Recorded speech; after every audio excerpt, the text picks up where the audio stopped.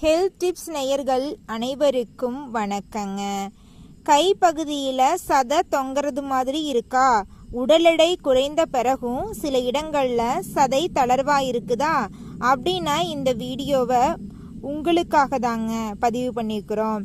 வீட்டிலேயே செய்யக்கூடிய சில எளிய பழக்கங்கள் மூலமாக உடல் எடையை ஆரோக்கியமான முறையில் குறைக்கிறதுக்கும் உடலை மேலும் ஃபிட்டாக வச்சிருக்கிறதுக்கும் என்ன பண்ணலாம் அப்படிங்கிறத இந்த வீடியோவில் நம்ம தெரிஞ்சுக்கலாங்க.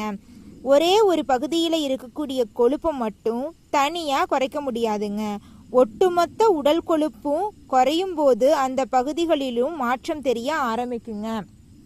முதல்ல நம்மளுடைய உணவுல தான் கவனம் செலுத்தணுங்க. அதிகமாக எண்ணெயில் பொரித்த உணவு, அதிக சர்க்கரை உள்ள ஸ்நாக்ஸு, கூல்ட்ரிங்க்ஸு போன்றவற்றை அடிக்கடி எடுத்துக்கொள்கிறத குறைச்சிக்கலாங்க.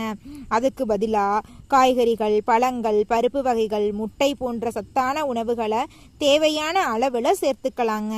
சாப்பிடாமல் இருந்தாதான் உடல் எடை குறையும் அப்படின்னு நினைக்கக்கூடாதுங்க. உணவை முழுமையாக தவிர்ப்பது நல்ல வழி கிடையாதுங்க. அளவான சமச்சீரான உணவு தாங்க முக்கியம். அடுத்தது புரோட்டீனுங்க. நம்மளோட உடல்ல தசைகளை பராமரிக்க புரோட்டீன் முக்கியங்க. முட்டை, பருப்பு, பயிறு, பால், தயிர் போன்ற புரோட்டீன் உள்ள உணவுகளை உங்கள் உடல்நிலை மற்றும் உணவு முறைக்கு ஏற்ற மாதிரி அளவில் சேர்த்துக்கலாங்க. உடல் எடை குறைக்கும் போது தசை குறையாமல் பார்த்து கொள்வது முக்கியங்க. அடுத்த முக்கியமான விஷயம் எக்ஸசைஸுங்க. ஜிம் போக வேண்டும் அப்படிங்கிற கட்டாயம் இல்லைங்க. தினமும் உங்களால் முடிந்த அளவுக்கு நடைப்பயிற்சி செய்யலாங்க. உதாரணமாக ஆரம்பத்தில் 20-30 நிமிடங்கள் பிரிஸ்க் வாக்கிங் பண்ணலாம். உடல் பழகிய பிறகு நேரத்தை மெதுவாக அதிகப்படுத்திக்கலாம். ஆனால் நீண்ட நாட்களாக எக்ஸசைஸ் செய்யாதவங்க உடனடியாக அதிகமாக செய்யாமல் மெதுவாக ஆரம்பிக்கிறது நல்லதுங்க. தொங்குவது போல் இருக்கும் சதையின் தோற்றத்தை மேம்படுத்த ஸ்ட்ரிச் ட்ரைனிங் உதவலாம். உதாரணமாக வால் புஷ் அப்ஸ் போன்ற எளிய எக்ஸசைஸை சரியான முறையில் பண்ணலாங்க. கைப்பகுதியில் இருக்கக்கூடிய மசில்ஸை வலுப்படுத்தும் எக்ஸசைஸ் செய்தால் உடலின் ஓவரால் ஷேப் மேம்பட உதவலாங்க. கடைசியாக 2 விஷயங்கள் மறந்துடாதீங்க. தண்ணீர் மற்றும் தூக்கங்க.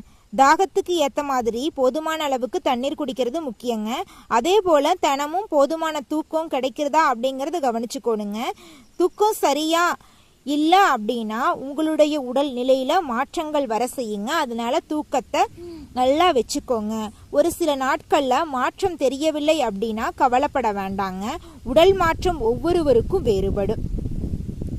பட்னி கிடக்கிறது, தெரியாத ப்ராடக்டை பயன்படுத்துறது, இதையெல்லாம் தவிர்க்கணுங்க. தொடர்ச்சியாக நல்ல உணவுகளை சாப்பிடுங்க, நடைப்பயிற்சி செய்யுங்க, யோகா பண்ணுங்க, நேரத்துக்கு சாப்பிடுங்க, தூங்குங்க. அதிகமாக கோவப்படாதீங்க. உங்களுடைய மனசில் கவலைகளை வச்சிட்ருக்காதீங்க.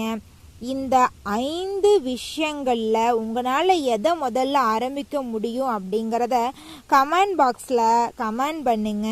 இந்த வீடியோ உங்களுக்கு பயனுள்ளதாக இருந்தால் லைக் பண்ணுங்க. உங்களோட நண்பர்கள் மற்றும் உறவினர்களுக்கு ஷேர் பண்ணுங்க. இதே மாதிரி எளிய ஹெல்த் டிப்ஸ் தெரிஞ்சுக்க நம்மளோட சேனலை சப்ஸ்கிரைப் பண்ண மறக்காதீங்க. பக்கத்தில் இருக்கக்கூடிய ஆளுங்கிற ஆப்ஷனை கிளிக் பண்ணிடுங்க. அப்போத்தாங்க நம்ம சேனலில் போடக்கூடிய ஒவ்வொரு வீடியோக்களும் உங்களுடைய மொபைல் ஃபோனை தேடி வருங்க. நன்றிங்க. அடுத்த வீடியோவில் சந்திக்கலாங்க.